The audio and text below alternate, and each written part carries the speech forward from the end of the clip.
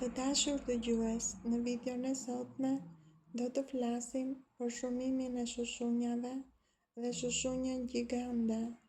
Shushunjat janë kafshë të vogla ujore. Ato i përkasin grupit të krimbave unazor.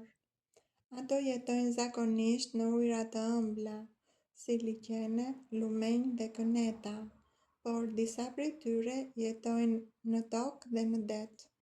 Disa fakte interesante për shushunjat janë: ato ushqehen me gjak, gjiten në trupin e një kafshë dhe njeriu dhe thithin pak gjak, por jo të gjitha janë të tilla. Disa ushqehen edhe me insekte të vogla dhe organizma të tjerë. Lind pyetja: si kafshojnë shushunjat? Shushunjat kanë një gojë me dhëmb shumë të vegjël që bën një prerje të vogël në lëkurë. Poshtyma e tyre përmban një substancë që pengon piksjen e gjakut, prandaj gjaku rrjedh pak më gjatë. Shushunjat gjenden në liqene, lumenj, këneta dhe vende shumë të lagështa. Disa lloje prej tyre mund të jetojnë nga 5 deri në 10 vjet. Kjo është e mjaftueshme për një krijesë kaq të vogël.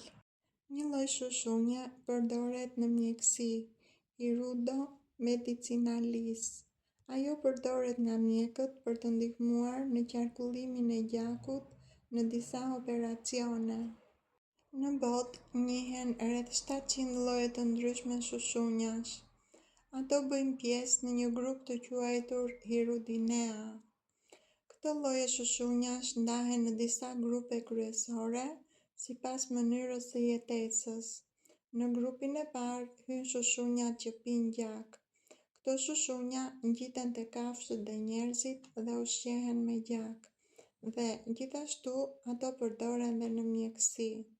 Në grupin e dytë hyn shushunjat grabitqare. Këto shushunja nuk pijnë gjak, ato gjuajnë dhe hanë krimba të vegjël, larva insektesh dhe organizma të tjerë të vegjël në ujë. Dhe në grupin e tretë hyn shushunjat detare.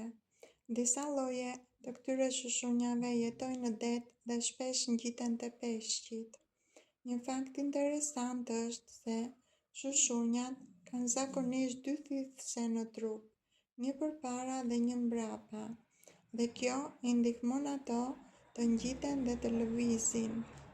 Një shushunjë që ushqehet me gjak mund të pijë një sasi gjaku shumë më të madhe se pesha e vet. Zakonisht ajo mund të pijë rreth 5 deri në 15 mililitra gjak gjatë një ushqyerje.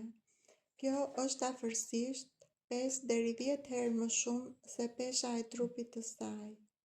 Në fillim, shushunja është shumë e hollë. Pasi pi gjak, trupi i saj fryhet dhe bëhet disa herë më i madh.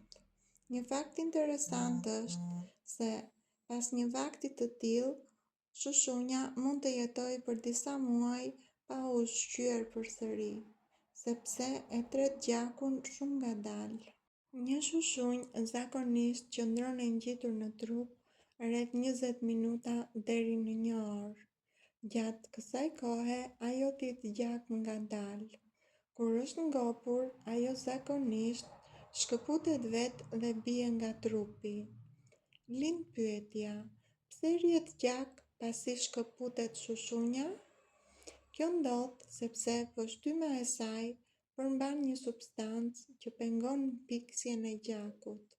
Kjo substancë quhet hirudin. Prandaj, plaga e vogël e shkaktuar nga shushunja mund të rrjedh pak gjak për disa minuta. Në përgjithësi, shushunjat nuk janë shumë të rrezikshme për njeriun. Ato zakonisht shkaktojnë vetëm një pickim të vogël dhe thithin pak gjak. Shushunja bën një prerje shumë të vogël në lëkurë.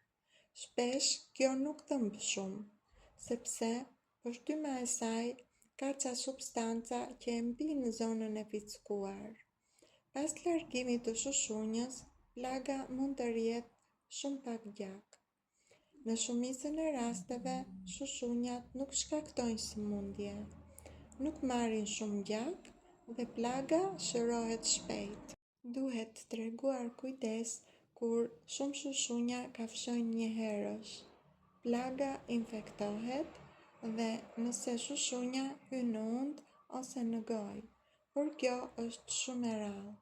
Pra, si përfundim mund të themi se zakonisht shushunjat nuk janë të rrezikshme, por vetëm pak të bezdisshme.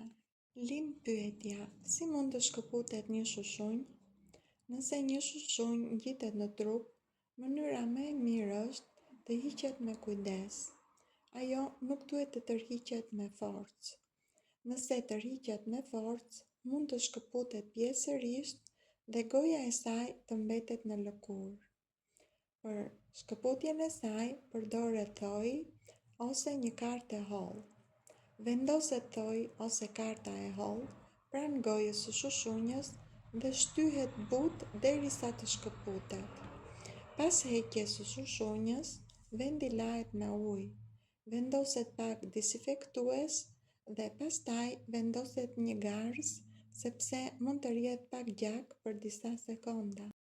Një fakt interesant është se një shushunjë që pi gjak pasi ngopet shkëputet vetë dhe nuk është e nevojshme që ta hiqni. Edhe shushunjat kanë grabitqarët e tyre. Disa prej tyre janë peshqit. Shumë peshq në liqene dhe lumenj i hanë shushunjat kur i gjejnë në ujë.